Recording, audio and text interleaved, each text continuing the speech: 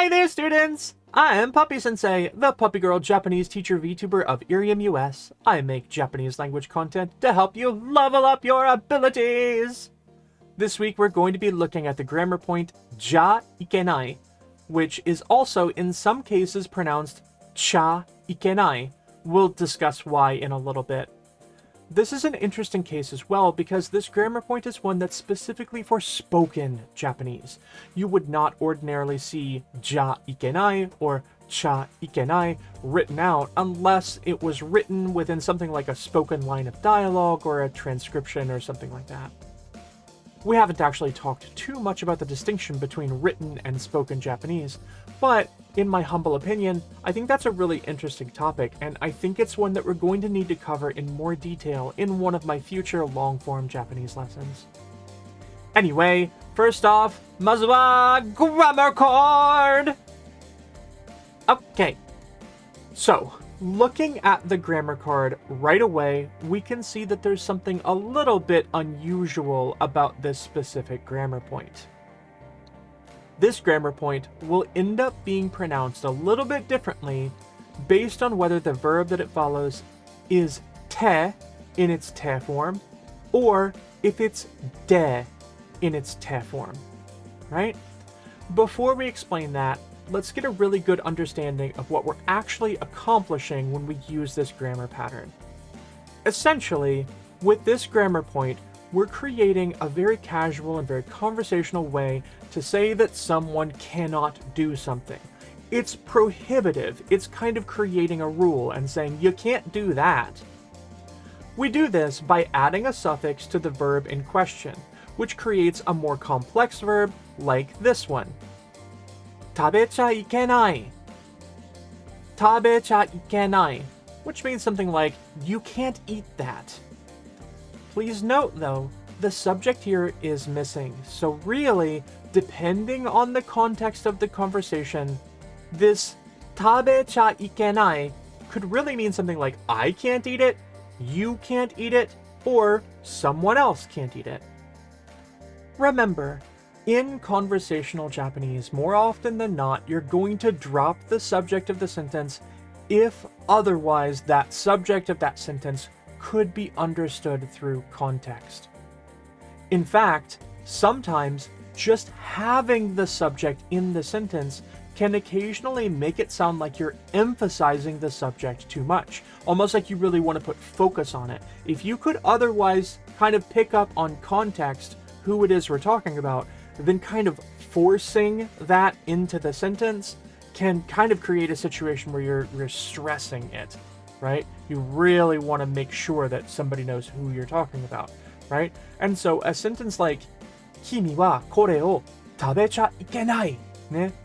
That can actually be too specific to the point that it sounds exclusionary. You are the one that can't eat this, right? And remember, generally speaking, we don't want to use the second person pronoun anyway, right? We usually want to avoid words like anata and kimi anyway in most situations, right? So therefore, a sentence like this one is almost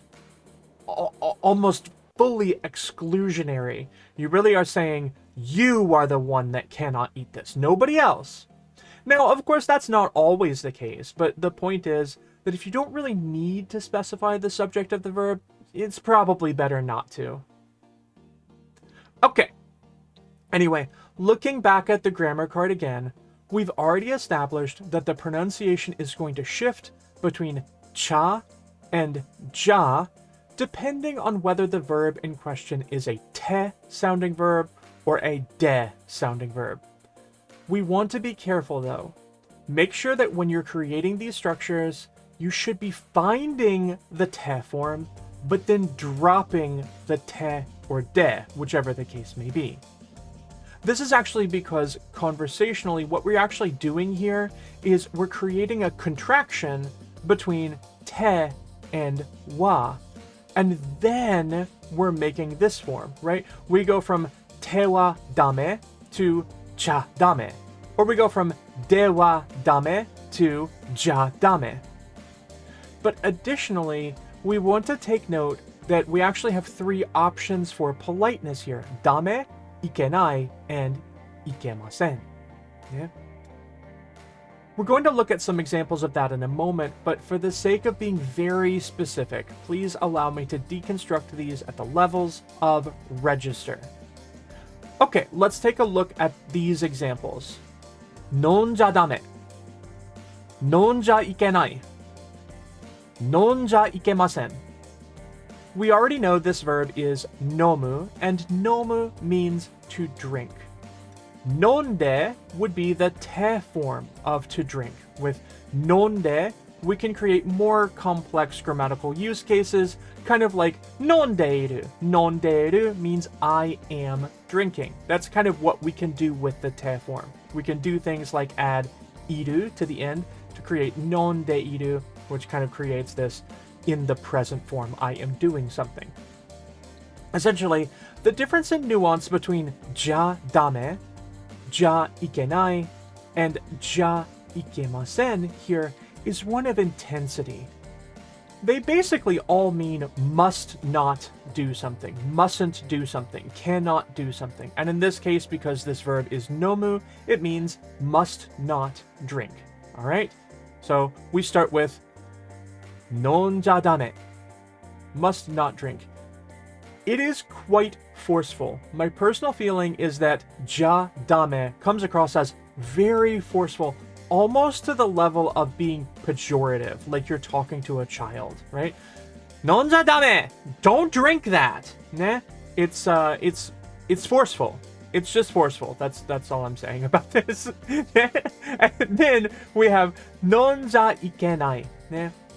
Jya Ikenai is very conversational, and it's also quite strong. It's expressing prohibition for something. It's saying, don't do this thing. It's not a good idea. Don't do it. You should not do this, right? It creates essentially kind of like a social rule. It says, you should not do this thing. You shouldn't do it. Don't do it. You must not. Yeah? On the other hand, we finally have non-ja ikemasen. That ja ikemasen is, as we can see rather easily, technically in a polite form. It's desmas tai, which means it's technically tenego, or polite language. But anything with ja ikemasen is not a polite suggestion. Not really. Not in the sense that a polite suggestion is one that maybe somebody could either take that advice or not take that advice based on their own prerogative, right? The image that I have in my mind when someone uses this ja ikemasen form is like maybe the usher in a movie theater who kind of creeps up to you and whispers in your ear oh so politely that you're not allowed to be on your phone during the movie, right? ちょっとすみませんけど、みんなが映画を見ているので、携帯は使っちゃいけません。This is actually a little bit weird, but well, before I explain why I kind of find this use a little bit odd, I do want to draw your attention to one other thing.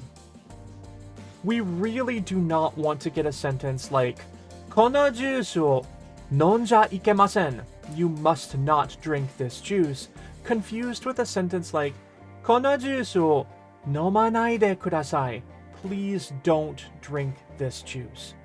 Remember, these ikemasen forms are prohibitive. You're telling someone that they can't do something, not making a request, right? So this 飲まないでください kind of does still sound polite. It still sounds like, oh, please don't do that. Whereas this 飲んじゃいけません is still creating a rule. It's saying, you can't do this. And we don't want to get those two things confused. We want to keep those very separate. It's not please don't do, it's you are not allowed. Not a request. It's creating a situation where if you do the thing that you're told not to do, you are effectively breaking the rules.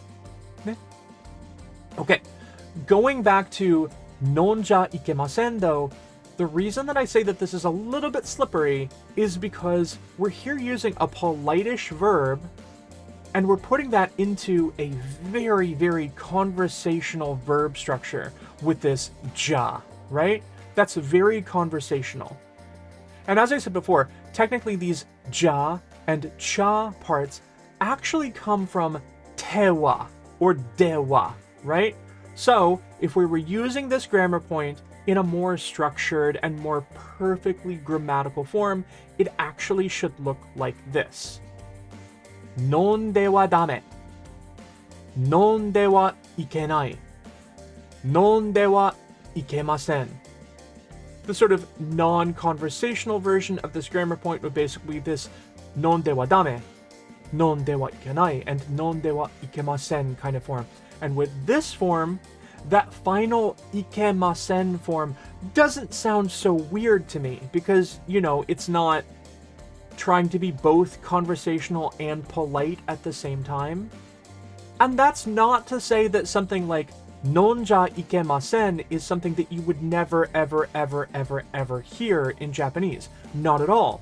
It's just atypical. It's weird. It's a little bit strange. It's weird that somebody would both be trying to be polite, but also at the same time trying to be kind of conversational, right? And I could totally see that being the affect that somebody had, right? I could see that, like, you know how some of your teachers might be those kinds of teachers that don't really want to tell you that you're not allowed to do something? They might be the kind who would be like, sumimasen, nonja ikemasen. To try to be both polite and also kind of friendly with you at the same time because they don't actually want to create a rule, right? It's a little bit of hedging, and I think that that's an important nuance in the Japanese language, that it's something that we have to think about sometimes. Remember, sometimes Japanese language breaks its own rules, and when it does, it's often because somebody wants to convey something in a really specific way that may not be kind of the typical way of going about something. Anyway, that was a really long aside for not a lot of payoff, so let's look at some example sentences. Okay, here's our first example sentence. Yuka ga suberi yasui no de hayaku aruicha ikenai. 繰り返してください. Please repeat after me. Yuka ga suberi yasui no de hayaku aruicha ikenai. ね. That means the floor is slippery, so you must not walk too fast. Yuka ga suberi yasui no de hayaku aruicha ikenai. The floor is slippery. Don't walk fast. It feels like a perfectly fine sentence, and it is a perfectly fine sentence.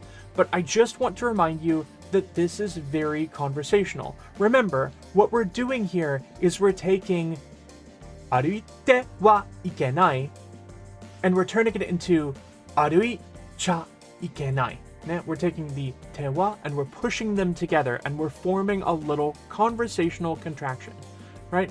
It's less about finding like the way to make this work grammatically and more about this is just the way people talk. It's a little bit easier to say aruicha ikenai. It just rolls off the tongue a little bit more easily. That doesn't mean that it has to always be a very, very, very casual sentence, but it still feels very conversational. It feels very natural and normal. It feels like the kind of thing that you would hear, you know, on a normal Japanese conversation. This, to me, this sentence kind of feels like somebody explaining the floor situation in a very non-professional, very low-stakes kind of setting. I would think of it like the English equivalent of like a coworker being like, hey, watch out, the floor is slicky, so don't walk super fast, right? Low stakes is what I'm trying to get at. Now, we're going to contrast this with a situation like this, one that's not so low stakes, all right? その花火で遊んじゃダメ. 繰り返してください. Please repeat after me. その花火で遊んじゃダメ. Don't play with those fireworks. その花火で遊んじゃダメ. If you note what I was mentioning before, the ja dame here carries way more intensity. Yes, the meaning is the same. But there's a level of urgency beyond just prohibition. It's still, you must not do this thing, but also with the vibe that you're trying to stop an action that you see forthcoming in the immediate future. Maybe you see somebody playing with dangerous fireworks and you want to stop them. You see that they're reaching for them and you go, sono hanabi de asonja dame. Do not play with those fireworks. They might go off in your hand and then you're going to be missing all of your fingers and you'll have puppy paws instead of fingers. I don't like the implication there. Anyway, I hope you learned something about this ja dame, cha dame, Jya Ikenai, cha Ikenai kind of grammar structure. I know it's a little bit complicated, but I think it was fun to talk about. Anyway, for next time, let's look at our wheel of grammar. Let's learn what my next lesson is going to focus on. Here we go. It's dake! Ba-ba! Alright, well, I'll be looking forward to talking to you all about dake next week. Yay!